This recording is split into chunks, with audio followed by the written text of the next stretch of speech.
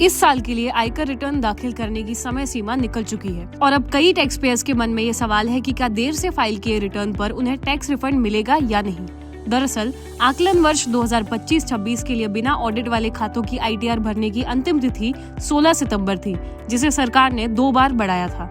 अब लोग 31 दिसंबर की विलंबित ITR की अंतिम तिथि तक रिटर्न दाखिल करने की तैयारी कर रहे हैं। ऐसे में चलिए समझते हैं कि देर से फाइल किए रिटर्न पर रिफंड मिलेगा या नहीं और इसके लिए नियम कानून क्या कहते हैं। पहले समझ लेते हैं कि बिलेटेड यानी विलंबित ITR क्या होता है। विलंबित ITR वह होता है जो निर्धारित तिथि निकलने के बाद लेकिन वित्तीय वर्ष समाप्त होने से पहले दाखिल किया जाता है। नियमों के अनुसार विलंबित ITR वित्तीय वर्ष समाप्त होने से 90 दिन पहले तक भरा जा सकता है। इस वर्ष के लिए यह अंतिम तिथि 31 दिसंबर है। अब समझते हैं कि देर से फाइल किए गए रिटर्न पर रिफंड क्लेम कर सकते हैं या नहीं। तो आयकर अधिनियम के तहत विलंबित ITR यानी देर से फाइल किए गए रिटर्न में भी रिफंड का दावा किया जा सकता है। इसमें अंतर केवल ब्याज पर आता है। धारा 244A के अनुसार समय पर रिटर्न दाखिल करने पर ब्याज की गणना 1 अप्रैल से होती है, जबकि देरी से रिटर्न दाखिल करने पर ब्याज उसी दिन से मिलता है जिस दिन ITR दाखिल किया गया हो। अक्सर लोग ये मान लेते हैं कि विलंबित ITR का मतलब रिफंड का रुक जाना है। हालांकि समस्याएं आमतौर पर प्रोसीडिंग से जुड़ी होती हैं, जैसे अंडर प्रोसीडिंग स्थिति का लंबे समय तक रहना,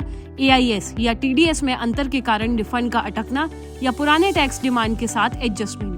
इन चुनौतियों के बावजूद रिफंड का अधिकार बना रहता है, यानी कुल मिलाकर कहें तो नियम के मुताबिक देर से फाइल किए गए रिटर्न पर भी रिफंड मिलता है। अब सवाल है कि देरी से फाइल किए रिटर्न पर क्या क्या समस्याएं आती हैं। नियमों को देखें तो यदि आप देर से ITR फाइल करते हैं तो इसमें कई तरह की समस्याएं आती हैं। देरी से ITR दाखिल करने पर कुछ शुल्क और नुकसान हो सकते हैं। यदि आप समय पर ITR दाखिल नहीं करते हैं तो धारा 334F के तहत विलंबित शुल्क लगता है। यह शुल्क 5,000 है, लेकिन यदि आपकी कुल आय 5 लाख से कम है तो यह 1,000 हो जाता है। इसके अलावा धारा 334A के तहत यदि कोई टैक्स बकाया है तो प्रति माह 1% ब्याज देना पड़ता है। इसकी गणना देय तिथि से लेकर ITR दाखिल करने की तिथि तक की जाती है। यदि कोई कर बकाया नहीं है और केवल रिफंड बनता है तो यह ब्याज लागू नहीं होता है। देरी से ITR दाखिल करने का सबसे बड़ा नुकसान यह है कि रिफंड पर मिलने वाला ब्याज नहीं मिलता है। यह नुकसान स्थायी होता है। इसके अतिरिक्त विलंबित ITR में कुछ नुकसानों को आगे नहीं ले जाया जा सकता, जैसे हाउस प्रॉपर्टी, कैपिटल लोन और बिजनेस इनकम के नुकसान। यह निवेशकों के लिए एक बड़ी समस्या हो सकती है।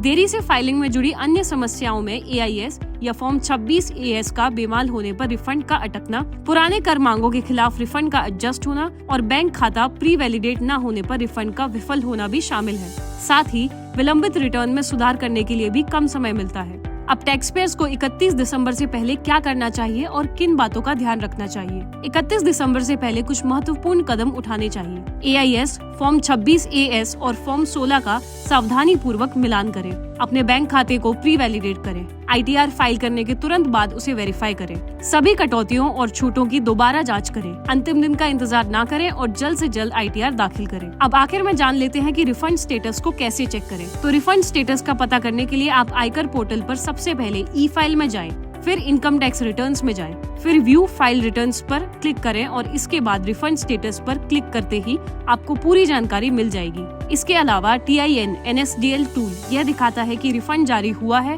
प्रोसेस में है, फेल हुआ है या एडजस्ट किया गया है। 31 दिसंबर की विलंबित ITR की अंतिम तिथि नजदीक है, इसलिए जिन लोगों को रिफंड चाहिए वे जल्द से जल्द ITR दाखिल करें, बैंक विवरण वैलिडेट करें और AIS व TDS डेटा की दोबारा जांच कर लें।